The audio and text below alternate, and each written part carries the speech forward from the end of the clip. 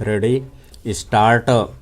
आजकल कुछ ऐसा दौर चल पड़ा है जिसमें बच्चों की प्रतिभा माता पिता को सिर्फ उनकी पढ़ाई में ही दिखती है और अन्य गतिविधियों में उन्हें लगता है कि समय खराब हो रहा है। ऐसी सोच हमारे बच्चे के भविष्य के साथ ही जीवन को सही तरीके से जीने पर भी प्रभाव डाल सकती है। सच यह है कि केवल किताबों तक सीमित रहने पर बच्चे का संपूर्ण विकास नहीं हो पाता है।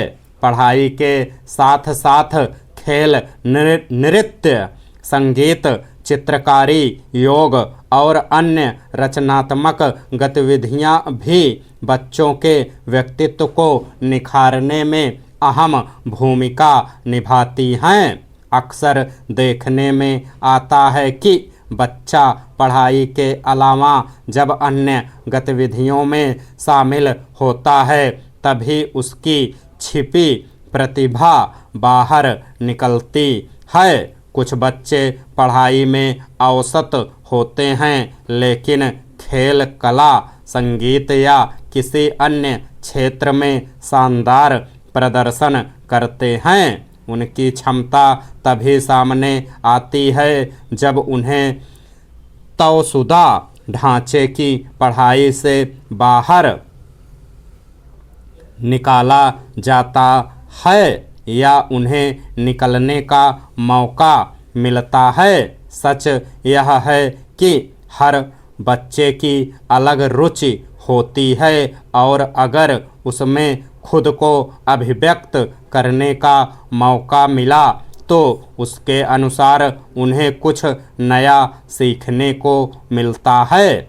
अपनी रुचि की गतिविधियों में भाग लेने से बच्चों के भीतर आत्मविश्वास बढ़ता है, जबकि सिर्फ घर में बैठकर बच्चा पढ़ता रहता है तो उसका हौसला और आत्मविश्वास कई बार डगमगाने लगता है।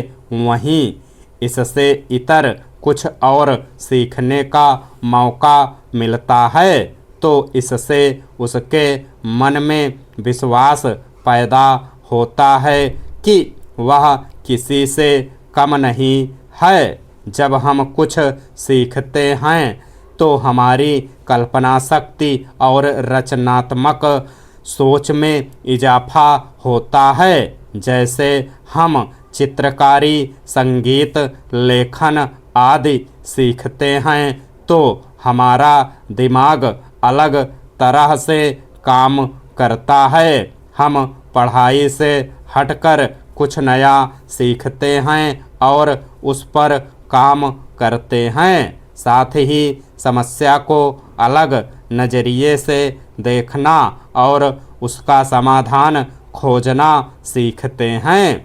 आज एकल परिवार का चलन है जिसमें आमतौर पर एक या दो बच्चे ही घर में होते हैं। ऐसे में बच्चों को अकेले रहने की आदत इस कदर हो जाती है कि वे किसी के साथ कुछ भी साझा करने से कतराते हैं। उन्हें किसी से मिलना जुलना, हंसना बोलना अच्छा नहीं लगता है। उनके लिए घर से स्कूल या कॉलेज बस यही रह जाता है, जबकि उन्हें अन्य गतिविधियों में ज़रूर भेजने की कोशिश होनी चाहिए। इससे बच्चे को समूह में बहुत कुछ सीखने को मिलेगा।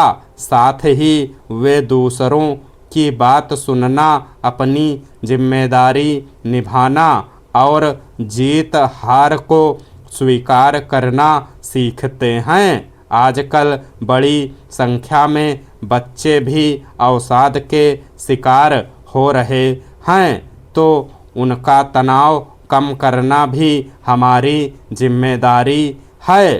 खेल कूद और मनोरंजक गतिविधियां उनके तनाव को कम करती हैं।